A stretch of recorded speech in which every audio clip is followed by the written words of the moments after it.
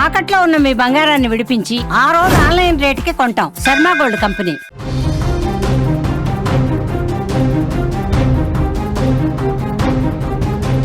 ఇవాళ అర్ధరాత్రి నుంచి కొత్త జీఎస్టీ రేట్లు అమలు కాబోతున్నాయి. 4 స్లాబుల స్థానంలో ఇక నుంచి 2 మాత్రమే రాబోతున్నాయి.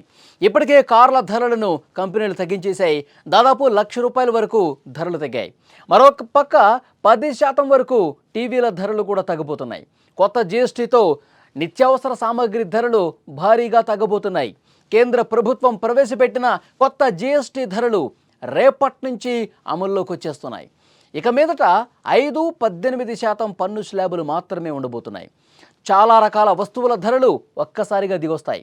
ఈ మార్పులు ఇవాళ అర్ధరాత్రి నుంచే అమల్లోకి రాబోతున్నాయి. ముఖ్యంగా ఈ ప్రభావం పేద మధ్యతరగతి ప్రజలపై అధికంగా ఉంటుంది. సబ్బులు, షాంపూలు, నిత్యావసర వస్తువుల ధరలు తగ్గడం ద్వారా వారి మీద భారం తగ్గబోతోంది. ఇక ప్రధానంగా ప్యాకింగ్ చేసిన వస్తువులు కొనుగోలు చేస్తున్నప్పుడు వినియోగదారులు జాగ్రత్త వహించాల్సి ఉంటుంది. వినియోగదారుల వ్యవహారాల శాఖ గతంలో ఇచ్చిన మార్గదర్శకాలు సవరించడంతో స్థానిక దుకాణాల్లో కొంత గందరగోళం తలెత్తే అవకాశం ఉందని విశ్లేషకులు చెబుతున్నారు. సెప్టెంబర్ 22కు ముందు తయారై ప్యాకింగ్ చేసిన వస్తువులపై కొత్త ఎంఆర్పీతో స్టిక్కర్లు అతికించేందుకు అనుమతించింది. అయితే పాత ఎంఆర్పీ కనిపించేలా ఉండాలని స్పష్టం చేసింది. అంటే పాత కొత్త ఎంఆర్పీ ధరలు వస్తువుపై కనిపిస్తాయన్నమాట. దీంతో అయోమయానికి గురి కాకుండా కొత్త ధర ఏది, ఎంత మేర తగ్గింది అన్న విషయాన్ని కూడా గుర్తించాల్సినటువంటి అవసరం ఉంది. లేకుంటే కొందరు దుకాణదారులు పాత ధరలకే విక్రయించి అదనంగా వసూలు చేసే ప్రమాదం ఉంది.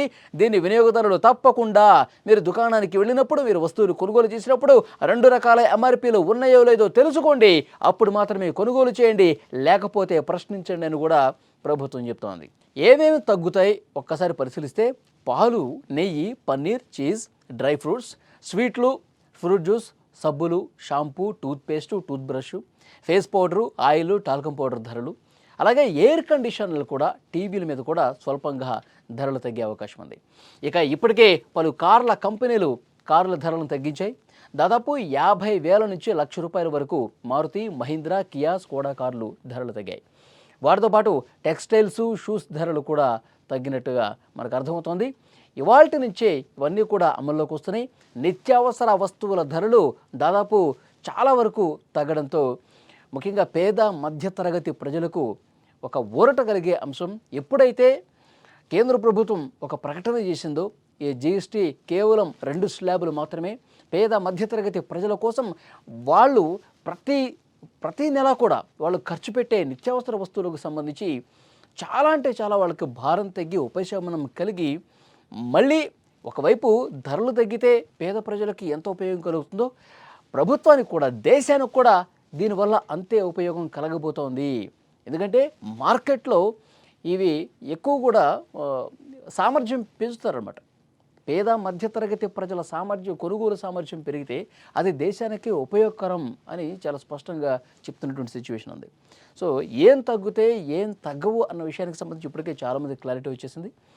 మన వంటింట్లో ఉండే అన్ని సామాగ్రిలు దాదాపు చాలా వరకు తగ్గే అవకాశం ఉంది. ఒక పేదవాడి బడ్జెట్ చూసుకుంటే 2,000 నుంచి ₹5,000 వరకు ఈ బడ్జెట్ తగ్గుముఖం పట్టే అవకాశం ఉన్నట్టుగా స్పష్టంగా సమాచారం వస్తుంది.